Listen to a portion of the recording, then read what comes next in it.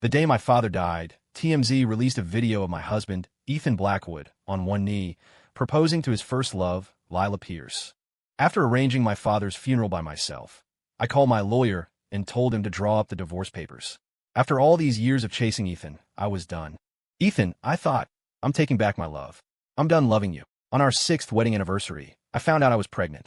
The gift my husband gave me wasn't flowers, jewelry, or even a cake. It was a viral hashtag, trending #1 on Twitter, of his grand, public proposal to the woman who had always owned his heart. I clicked on the trending topic, the blood-red breaking tag burning my eyes. There he was, my handsome, distinguished husband, Ethan Blackwood. He was on one knee, holding a custom-made diamond ring the size of a small planet, a tender, loving smile gracing his lips. Across from him, the star of the show, Lila Pierce, looked at him with a shy, knowing blush as Ethan, a married man, slid the ring onto her finger. Confetti cannons exploded. The sound of applause and cheers roared through my phone speakers. A blade of ice plunged into my chest, the pain so sharp it stole my breath. I clenched the positive pregnancy test in my hand, my nails digging so deep into my palm that they should have drawn blood, but I felt nothing. A moment later, my phone rang. It was my mother-in-law, Eleanor Blackwood. Get over to the house. Now. The Uber dropped me at the gates of the Blackwood family's Greenwich estate, just as Ethan's town car pulled up. The driver opened the door, and the tall, impeccably dressed man stepped out with an air of effortless command. When he saw me getting out of the rideshare, a flicker of disgust crossed his face before he looked away. I followed a few paces behind him as we entered the sprawling mansion. His father immediately called him into the study. I was left in the grand living room to face the wrath of Eleanor Blackwood. She had dismissed the staff. We were alone. The elegant, composed mask she usually wore was gone. She raised her hand and struck me across the face, a sharp, stinging slap that snapped my head to the side. My cheek went numb, and a buzzing filled my ears. Her voice sounded distant, warped by the ringing. You can't even keep your own husband in line. What earthly good are you to this family? I'm sorry, I whispered. My apology only fueled her rage. She slapped me again, harder this time. This is the last time, Chloe. The very last time. If I see another scandal with Ethan and some other woman tanking our stock price, you can sign the divorce papers and get the hell out of my house.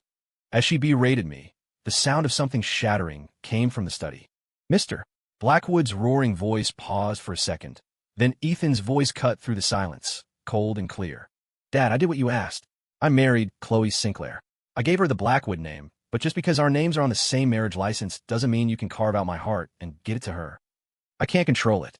I don't love her. And besides, don't you two want grandchildren? The sight of her makes me sick. I can't touch her. My children will only be born from a woman I love. His words were daggers, each one twisting deeper, until my whole body ached with the kind of pain that starts in the soul. How had it come to this? Ethan and I had known each other our whole lives. Our families had planned our marriage since we were children, a dynastic union to merge two corporate empires. I was, for all intents and purposes, his fiancée. Everyone knew we would get married after we graduated from Yale. Then, during the spring semester of our junior year, everything changed. On a university-sponsored hiking trip in the Appalachians, Ethan was bitten by a rattlesnake and fell into a coma. Without a second thought, I rushed to his side, administering first aid and getting venom on me in the process. I ended up hospitalized myself. By the time I woke up a few days later, his world had tilted on its axis. He was with my best friend, Lila Pierce. Just like that, he had cast me aside. No explanation, no apology. He just moved on to Lila. The Blackwoods refused to accept their relationship. It wasn't just because the Pierce family fortune had crumbled, putting them leagues below the Blackwoods. It was because of Lila's reputation. The Blackwoods had a dossier on her, a list of affairs and scandals. There was no way she would ever marry into their family. Ethan fought them, creating a rift that nearly tore the family apart. Then came my birthday party. He showed up with Lila on his arm. The two of them looking so perfectly in love it made my stomach turn. I drank too much that night, trying to numb the ache in my chest. I don't remember what happened next. I only know that I woke up the next morning in bed with Ethan. There were too many witnesses, too much gossip. He was forced to marry me. Heartbroken, Lila left the country. Ethan blamed me for all of it. He believed I had orchestrated the whole thing to drive Lila away. I knew he was still in love with her, that he never wanted to be my husband. But I was pregnant, and I love him so desperately that I thought my devotion could eventually win him over. I thought if I just loved him enough, he would see the real me. How naive I was. He didn't just resent me. He hated me. He was convinced I had trapped him in this marriage, and he wanted me dead. He almost got his wish. One night, when I was 4 months pregnant, he came home drunk and pushed me down the grand staircase. I nearly bled to death. The baby, of course, was gone. The loss shattered me, but because I loved him, I forgave him. I went back to being the perfect wife, cooking his favorite meals, running his perfect home. But Ethan's heart was a fortress of ice. He never touched me again. He never came home to the house we were supposed to share, pouring all his energy into the family business instead. His hard work paid off. In 3 short years, he doubled the value of the Blackwood Corporation, becoming one of the most powerful men in New York. And while he was building his empire, he was secretly dismantling mine. The day he completed his hostile takeover of Sinclair Enterprises, he strode into my father's office, building flanked by his lawyers, beaming with triumph. My father, seeing the man he had once considered a son destroy everything he'd built, collapsed from a massive stroke. He was rushed to the ICU and never woke up. Lost in my own fog of love, I hadn't seen it coming. When the news reached me, I finally understood the kind of man I had married. With the Sinclair name in ruins, our fair-weather friends vanished. My stepmother cleaned out what was left of our accounts and fled to Europe. My father was lying in a coma, and I couldn't even afford the ICU bills. For his sake, I stayed. I continued to play the part of Mrs. Blackwood, a title that meant nothing. That was 3 years ago. For 3 years, Ethan's affairs were constant tabloid fodder, a new model or actress on his arm every week. I learned to ignore it. From the day my father was admitted to the hospital, I had walled off my heart. I no longer cared about Ethan. I didn't cook for him. I didn't wait up, staring at the moon, hoping he'd come home. Who he slept with, who he bankrolled, it was all meaningless noise. The only thing tethering us together was the wire transfer he made each month to cover my father's astronomical medical expenses. I thought we would go on like this forever, 2 strangers bound by contract, until one night a month ago, something shifted. It was Ethan's 30th birthday. Naturally, the Blackwoods threw a massive gala. I didn't go. Before my father's coma, I knew everything about Ethan, his favorite foods, his habits, every important date. Especially his birthday. I would spend months planning the perfect gift, doing anything to see him smile. But every gift I ever gave him ended up in the trash, unopened. I had long since forced myself to forget his birthday. After he destroyed my family, I started erasing every memory of him, piece by painful piece. It's easy to fall in love, but so much harder to forget. But I was getting there. 3 years of watching my father lie motionless in a hospital bed had taught me how to feel nothing when it came to Ethan Blackwood. While New York's elite toasted him at his party, I sat alone in a sterile hospital room, holding my father's frail, cold hand and whispering, "I'm so sorry. It was all my fault. If I hadn't insisted on marrying Ethan, if my father hadn't forced the issue, Ethan wouldn't have hated him. He wouldn't have systematically destroyed his company. My father would still be here." The regret was a physical weight, but it changed nothing. Late that night, long after midnight, Ethan's assistant called me. He said Ethan was drunk at the hotel after the party and needed someone to look after him. I didn't want to go, but I couldn't refuse. My father's life depended on Ethan's money. I had to go. I found him in the penthouse suite at the St. Regis, passed out on the bed, reeking of scotch. I got a damp towel and wiped his face and hands. As I was about to leave, he stirred, his eyes hazy with alcohol. He pulled me close, mistaking me for someone else. He thought I was Lila. He whispered her name over and over. Lila. The person he yearned for was her. It had never been me. I thought I was past the point of caring. I thought my heart had turned to stone.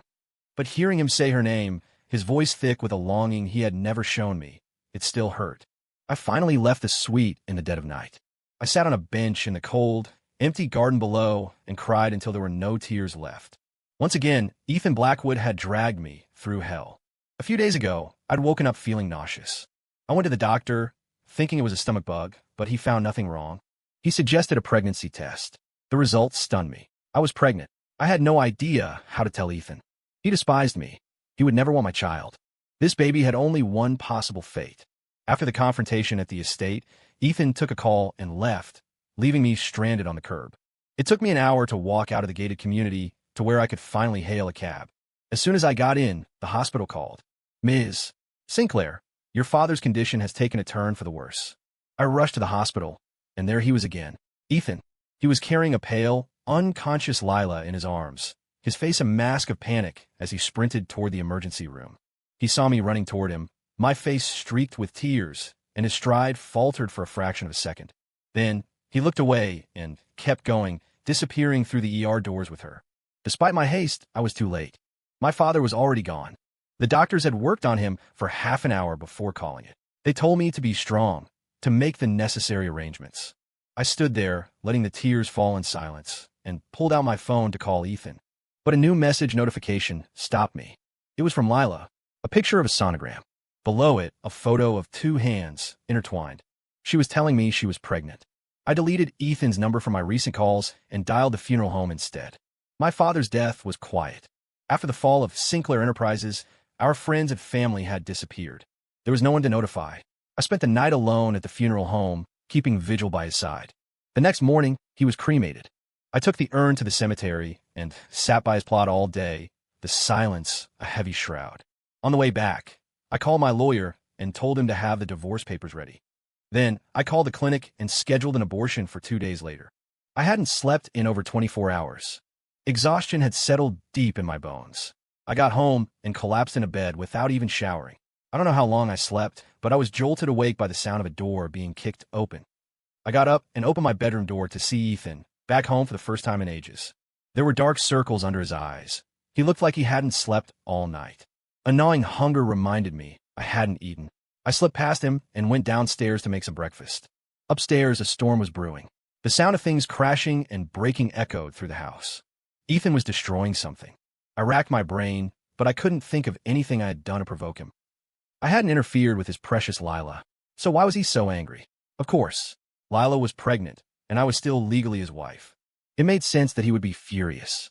I called my lawyer. Bring the papers over now. He was quick. The documents arrived while I was finishing my toast. Hearing me talking to the lawyer, Ethan came downstairs, his face a thundercloud. The lawyer took one look at him and made a swift exit. I held the folder out to Ethan. Here. If there are no objections, just sign. I expected him to be relieved, thrilled even. Instead, the sight of the words divorce agreement sent him into a blind rage. He snatched the papers from my hand and ripped them to shreds. Then he lunged at me, his fingers closing around my throat. You want a divorce? He snarled, his voice a low growl. In your dreams. You're the one who schemed and plotted to get into this position, Chloe. You will stay right here until the day you die. It took all my strength to pry his hands off my neck. His eyes were bloodshot, manic. Think very carefully, he threatened. Your father is still lying in that hospital bed. Without me footing those bills, who's going to play the fool and keep him alive? He didn't know. He didn't know my father was already buried. He had no more leverage. His greatest weapon against me was gone. Ethan stormed out, slamming the door behind him, and didn't come back. My appointment for the procedure was in 2 days. In that time, Ethan and Lila were inseparable, a picture-perfect couple plastered across every gossip site. The Blackwoods, likely aware of Lila's pregnancy, remained uncharacteristically silent. 2 days passed quickly.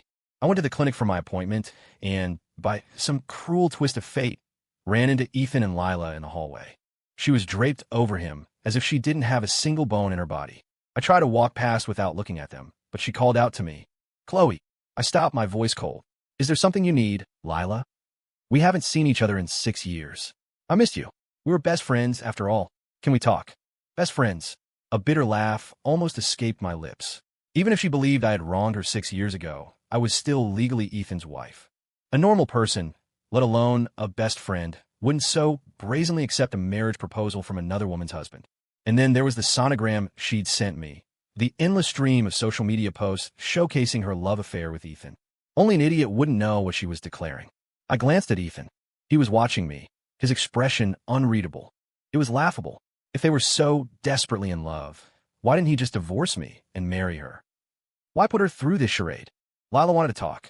Fine, I wouldn't refuse. I nodded, and we moved to a more private corner. Without Ethan there, her sweet facade melted away. Chloe, when are you going to divorce him? Anytime, I answered calmly. You're really willing to let him go? Her eyes drifted down to my stomach. If you were truly ready to leave, you would have already gotten rid of that thing in your belly. She knew. How could she possibly know? She didn't explain, just smiled, a cruel, sharp edge to her lips. You've had Ethan for 6 years, Chloe. It's time to give him back to me. I looked at her entitled face and felt a wave of nausea. He's all yours for the taking. I'm ready to sign the papers and make you two official whenever you want. My indifference seemed to enrage her more than any argument could have. She leaned in closer, her voice dropping to a venomous whisper. Do you know why you and Ethan ended up in bed together 6 years ago? It was me. I drugged both your drinks. I stared at her, stunned. Why? Because I wanted him to hate you for the rest of his life. These last 6 years, Chloe. He's made you suffer, hasn't he? Your family destroyed, your father gone. Doesn't it feel great? I glared at her. You're despicable. Angry? Oh, we're just getting started. Do you know how your father really died? It wasn't natural. Someone pulled his life support. It was you. I whispered, horrified. Lila nodded, the malice in her eyes unmistakable. Now that your father's gone, you have nothing left to hold on to. You can finally get out of Ethan's life, right? A white-hot rage surged through me. I swung my hand and slapped her across the face. She didn't flinch, just took the hit. Then, she let out a piercing scream. Act, it hurts. My baby. Hearing her cry out, Ethan, who had been on the phone down the hall, came running. Without asking a single question, he shoved me violently. My body slammed against the hard wall, then rebounded, and I crumpled to the floor. A sharp pain shot through my abdomen. I felt a warm wetness spreading beneath me, a crimson stain blooming on my white pants. I lay there, my eyes fixed on Ethan as he swept Lila into his arms and rushed her toward the emergency room. He never once looked back. A passing nurse saw me and helped me into an examination room. I was sure I had lost the baby, but somehow he was a fighter. The doctors managed to save the pregnancy. I lay exhausted in the hospital bed, my hand resting gently on my stomach. I was so conflicted about this child. I hadn't wanted to keep it. Ethan had destroyed my family. How could I bring his child into the world? But Lila said she had orchestrated everything. That Ethan didn't know the truth. If I told him, would he even bother to investigate? As I was wrestling with my thoughts, the door to my room was kicked open. Ethan stormed in. He marched straight to my bed, grabbed the collar of my gown, and snarled in my face. You're pregnant? Whose is it? His grip was suffocating. I struggled to breathe. The baby is yours, I choked out. He slammed his fist into the bedside table. Mine? Chloe, when the hell have I ever touched you? He had forgotten. He had actually forgotten that night. I was shocked, but I tried to explain. The night of your birthday. You're lying, he cut me off. I didn't even see you on my birthday. Lila was with me that night. Lila? That's impossible. It was me. Before I could say more, Lila herself appeared in the doorway, looking pale but triumphant. Chloe, it's over. Stop lying. I had just gotten back to the country that night. I was with Ethan all night. My baby was conceived then, too. I stared at her in disbelief. Her baby was conceived that night, too? So, after I left, he had been with her. A strange numbness washed over me. I was already at rock bottom with him. If he wouldn't believe me, then so be it. I was done explaining. You think I cheated? I said, my voice flat. Fine, I cheated. From the doorway, Lila gave me a smug, victorious smile. I saw her lips move, forming silent words. Chloe, she mouthed, you're so dead. Just as I registered Lila's silent threat, Ethan's hand tightened around my neck. Chloe, the one thing I cannot tolerate is betrayal. He hissed, his handsome face twisted into a mask of pure fury. You dare to cheat on me. You can die. But before I kill you, I'm going to kill that bastard child of yours. His voice dropped to a chilling command. Get her. Take her to an operating room and get that thing out of her. Now, at his order, several large, grim-faced bodyguards filed into the room. They seized me, their grips like iron, and began dragging me towards surgery. I didn't fight back, didn't waste my breath trying to explain. I hadn't wanted this child anyway. Let Ethan be the one to end it. He ordered the doctor not to use any anesthesia. I lay on the cold operating table, a silent witness as the chilled metal instruments invaded my body. Does it hurt? I asked myself. Not really. Not compared to the wounds Ethan had already carved into my soul. Do you regret it? I've been regretting it for years. It's just too late. It all started with a foolish, impossible love. And now, it would end here. From this moment on, my eyes were open. I would never again place my faith in anyone. When I leave this place, I won't be Chloe Sinclair. I'll be a phoenix rising from her ashes. And every single person who ever hurt me is going to burn. The procedure took about half an hour. The bodyguards roughly dragged me back to my room. Ethan was sitting on the sofa, a cigarette dangling from his fingers. The air was thick with smoke, and the floor was littered with cigarette butts. When he saw me, his eyes, burning with a deep, visceral hatred, locked onto mine. He took a long drag from his cigarette, his voice raspy when he spoke. Who was the father? Who was your lover, Chloe? Tell me.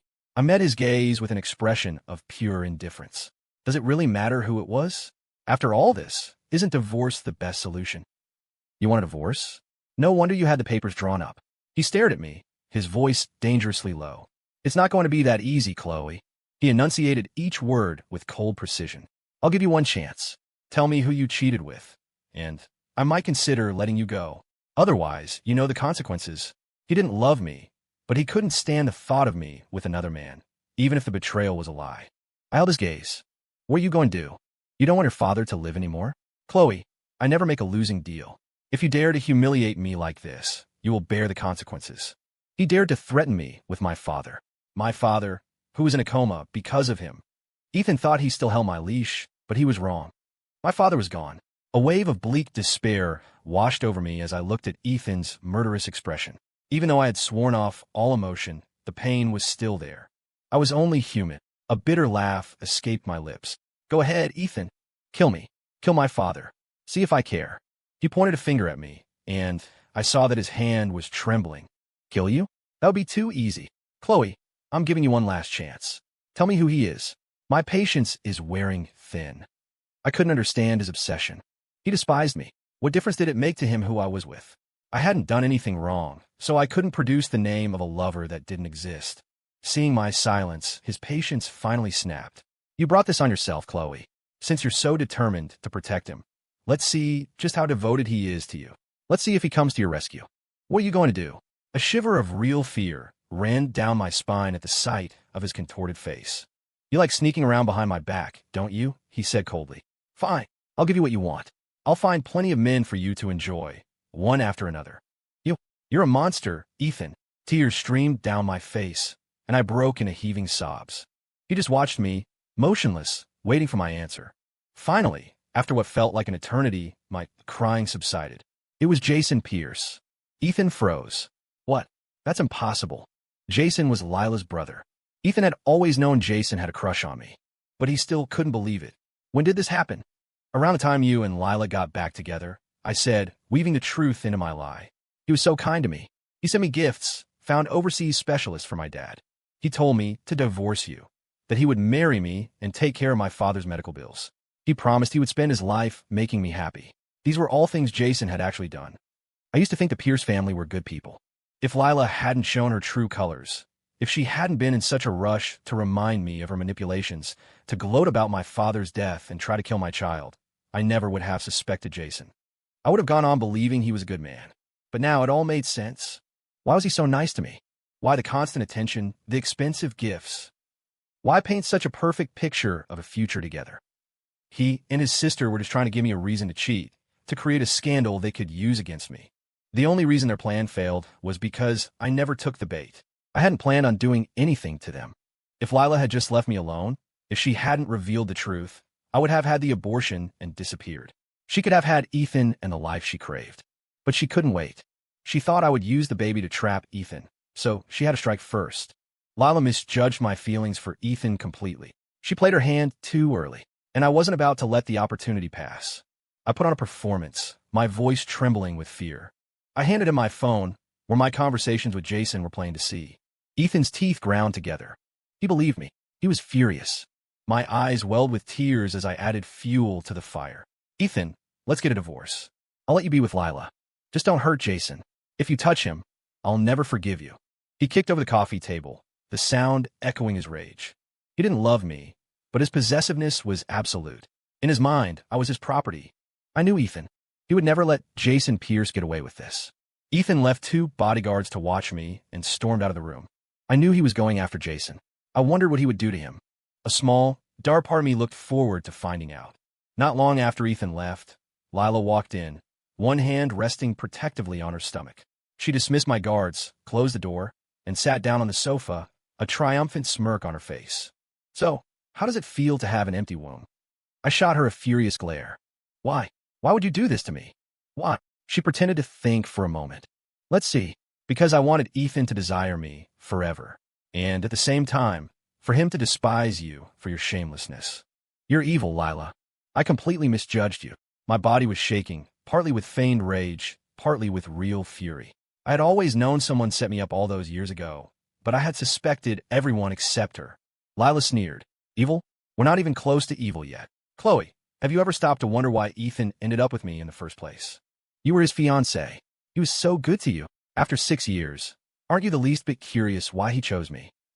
Why? This was the one question that had haunted me for years. He had been so kind, so gentle. Why had he turned on me so completely after I saved his life? Because Ethan thought I was the one who saved him from a snakebite. Because while he was lying in a coma, he believed you were off having an affair with someone else. What? You set that up too? Of course. Why should you be born with everything destined to be with Ethan, to be loved by him? I couldn't stand to see you happy. I had to tear you apart. She laughed, a giddy, unhinged sound, and I couldn't believe how easy it was. All I did was send him a fake video of you with another man, and he believed it instantly. He believed you betrayed him. The truth was so absurd, so twisted, I could only stare at her. So you've been plotting against me this whole time. Lila, I was nothing but good to you. Why would you be so cruel? Why? You really don't know, do you? Why were you born with everything, wealth, adoration, and a perfect fiancé who adored you? I'm just as good as you are. Why did I have to be humiliated by him when I told him how I felt? Her eyes were filled with pure, undiluted hatred. Chloe, from the moment Ethan rejected me, all I could think about was how to destroy you both. I pretended to be your friend, and you were so stupid you actually believed me. The whole time, I was just looking for a way to break you apart. I looked at the shameless woman in front of me, a deep hatred welling in my chest. Was it worth it, Lila? To commit crimes, to ruin lives, all for a man? Of course it was worth it. Look at me now, I won. Ethan loves me. He despises you. And now that your baby is gone, there's nothing left for you to fight me with. I gave Lila a cold smile. Ethan is a cruel, shameless man. Look at what he did to me, his own wife. What makes you think he'll be loyal to you forever? Are you so sure your secrets will never be exposed? When he finds out what you really are, that you've been playing him this whole time, that you've slept with countless other men, do you really think he'll let you get away with it? You don't need to worry about that. Chloe, I gave you a chance. You had 6 years to win him over, and you failed. It's time to step aside. Her audacity was stunning. Ethan trusted her so completely. He had done so many monstrous things to me for her sake. I wondered what his face would look like when he finally learned she had been the one pulling his strings all along. Lila, you've done so many wicked things. Aren't you afraid I'll tell Ethan the truth about you? Not at all. Because he'll never believe you. You know why? She smiled, radiant with victory. Because after you two got together, your father came to me. He begged me to stay away so you and Ethan could be happy. I twisted the situation, made Ethan believe your father forced me to leave, and was responsible for all the hardships I faced afterward. That's why Ethan hates you and your father so much. He wanted to destroy you both, and he did. She proudly recounted her achievements while I fought the urge to smash the 4-drip stand across her face.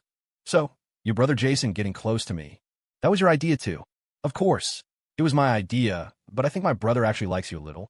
Ethan wouldn't touch you, and you're still considered one of the city's great beauties. My brother used the pretense of helping you to set a trap. I thought for sure you'd fall for it, but you have surprising self-control. I had only suspected Jason's motives before, but now, hearing it from her, I felt a weight lift from my shoulders. There was no need for guilt anymore. Then I hope you're prepared to see your brother's corpse, Lila. Oh, still making threats.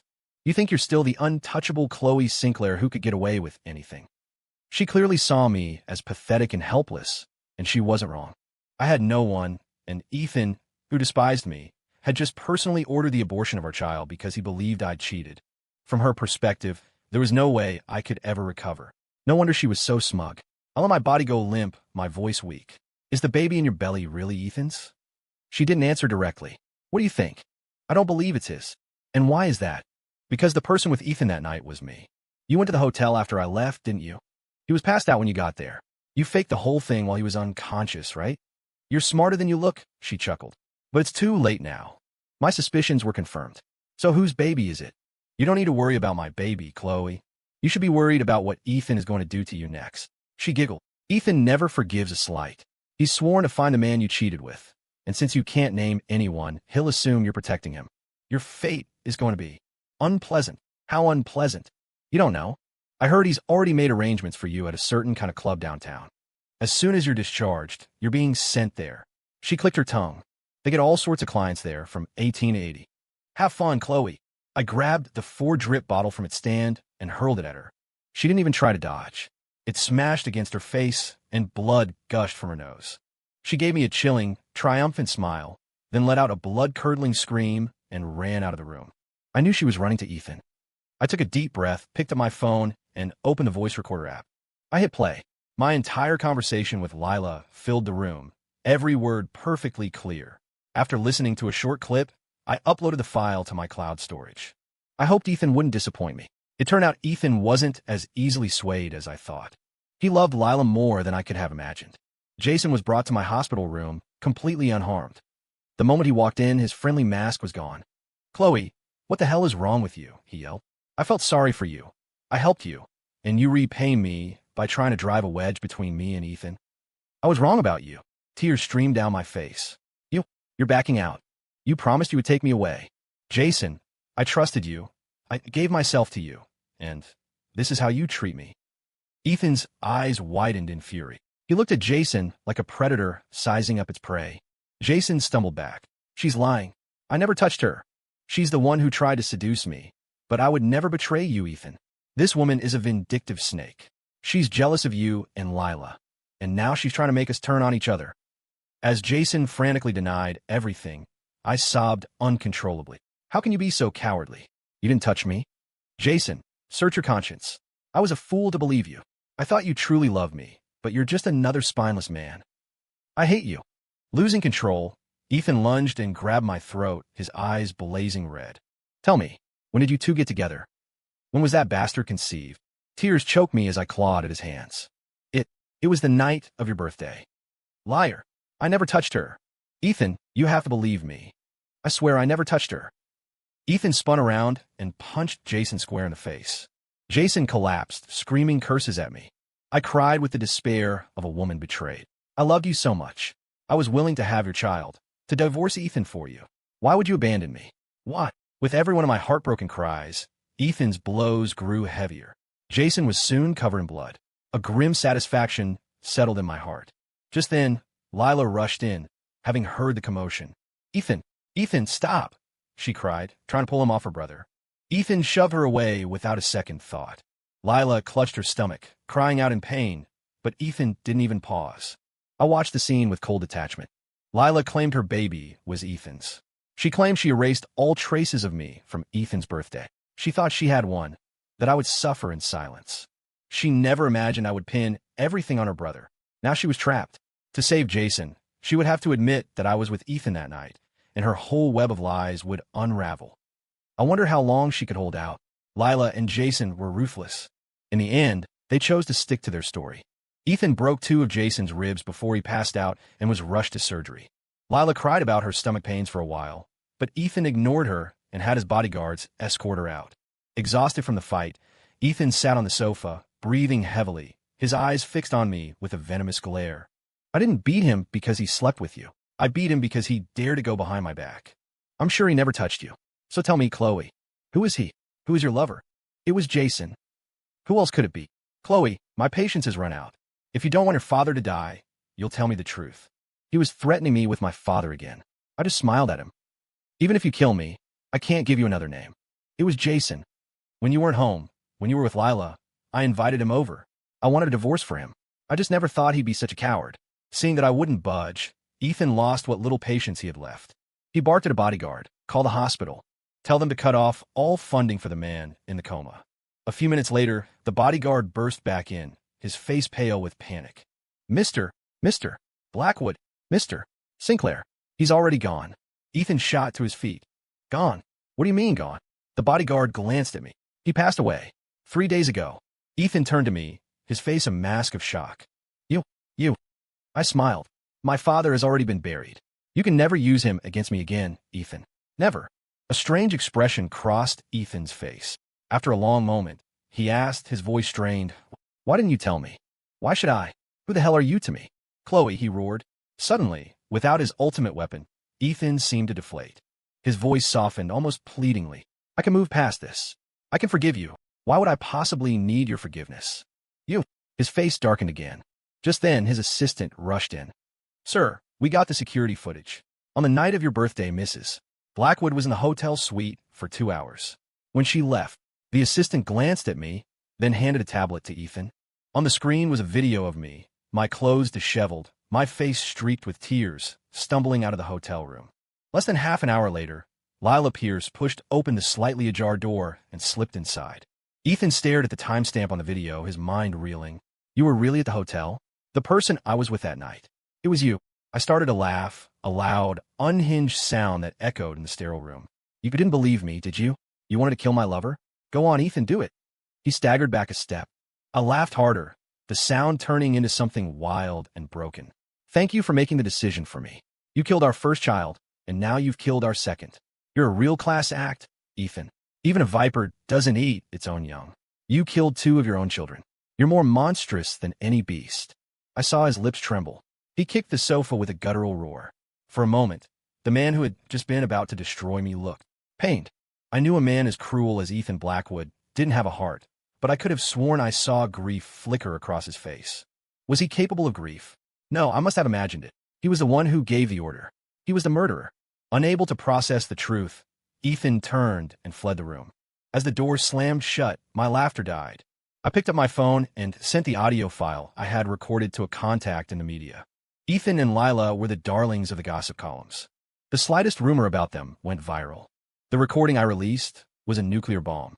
Lila thought she had already won, forgetting that the hunter can easily become the hunted. By the time Ethan left my room to confront her, she was still trying to spin new lies. The recording caught her completely off guard. There was no way to talk her way out of it. The fallout was swift and brutal. Jason, fresh out of surgery, found himself back on the operating table. Ethan's men severed the tendons in his arms and legs. Lila suffered a violent miscarriage. The child, it turned out, wasn't Ethan's, and her uterus was damaged beyond repair. Jason was arrested for disconnecting my father's life support. And Lila, she was sent to the very establishment she had threatened me with to work off her debt. They got what they deserved. But my revenge wasn't complete. The main culprit was still standing, and I had no intention of letting him go. I spent a month recovering in a hospital. Ethan was there every single day. He brought flowers, he whispered apologies, he begged me to forgive him. He said he loved me, that he had always loved me. He claimed Lila had manipulated him, that he believed she was the one who saved him on that hiking trip, that he thought I had cheated on him. He blamed everything on her. He swore he would spend the rest of his life atoning for his sins. His parents came to visit, too, making excuses for their son. I forgave him. A month later, Ethan brought me home. He showered me with gifts, priceless jewelry, a black card with no limit, and even half the shares in his company. He was desperately trying to buy my forgiveness, and I accepted every last thing. He wanted us to try for another child, but I told him my therapist said I was suffering from severe PTSD and wasn't ready for intimacy. He was surprisingly understanding and didn't push me. Then, on my birthday, he threw me a lavish party, inviting all of New York's elite. That night, we both drank too much. When I woke up the next morning, we were in bed together. Soon after, I was pregnant again. Ethan treated me like I was made of glass. I couldn't go anywhere without a convoy of bodyguards. One day, when I was 5 months along, he was helping me up the stairs when I accidentally slipped. He threw himself underneath me to break my fall. As fate would have it, a sharp piece of a recently broken vase was on the floor. It pierced a critical area. He was rushed to the hospital, but the damage was done. Ethan was left sterile, unable to ever have children again. The child in my womb became his only hope, his sole legacy. 5 months later, I gave birth to a healthy baby boy. He was beautiful, a perfect miniature of me, but he looked nothing like Ethan. Ethan adored him. Rendered impotent, he couldn't chase other women. He poured all his energy into molding his son into the perfect heir. With Ethan distracted, I moved into the corporate world. He trusted me completely, his guilt a powerful tool that I wielded with precision. I gradually took on more responsibility until I was his equal in the company. Soon, I was making major decisions without even needing his approval. On the boy's 10th birthday, Ethan received an anonymous package. Inside was a photograph of me in the arms of another man. There was also a DNA report. He stared at it in disbelief, then looked at the son he had cherished for a decade and saw, for the first time, that there was no resemblance. Even then, he refused to believe I could betray him. He ordered his own DNA test. The results made him cough up blood. The child was not his. By the time Ethan was stable enough to leave the hospital, it was too late. His company was no longer his. As his wife and the second highest decision-maker, I had legally transferred all of his shares. He stormed into the office, weak and delirious, only to find me sitting in the lap of a tall, handsome man. His eyes were wide with betrayal. Why? Chloe, why would you do this to me? I turned and smiled sweetly. You don't know why, Ethan? The pain of losing your family, your entire world. Who could forget something like that? But I apologized. I love you, Chloe. I was tricked by Lila. That's why I did those things. An apology. One simple apology was supposed to erase years of torment. He thought it was that easy. Ever since my father fell into a coma, the only thing I felt for Ethan was pure, unadulterated hatred.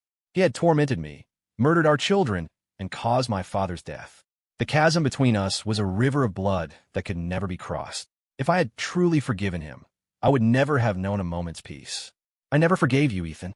I couldn't escape your prison, so I decided to burn it to the ground. And you with it. You hate me that much, he whispered, his face ashen. You're that heartless. You're a monster. I learned from the best. If you had shown me a shred of mercy, just a hint of kindness, we wouldn't be here. For 10 years, Ethan, I have thought of nothing but your destruction. The man with you on my birthday was Adrian. Your accident was my design. I have been slowly, patiently draining the life from your company, waiting for the day I could watch you lose everything, just like my family did. I waited 10 years for this moment. It was a long time, but I have no regrets. The truth was too much for him. His mind snapped. He went insane. I had him committed to a high-security psychiatric hospital. I heard the patients there were violent, prone to unpredictable rages. 2 months after he was admitted, Ethan was beaten to death by another patient in his ward. 6 months after his death, I married Adrian Vance. He was the man who had helped me destroy the Blackwood Empire, the man who had been devoted to me from the very beginning. It was ironic, really. Adrian was the man Lila had used in a fake video to frame me all those years ago. Our story had been set in motion 16 years prior. The path was twisted, but in the end, it was perfect.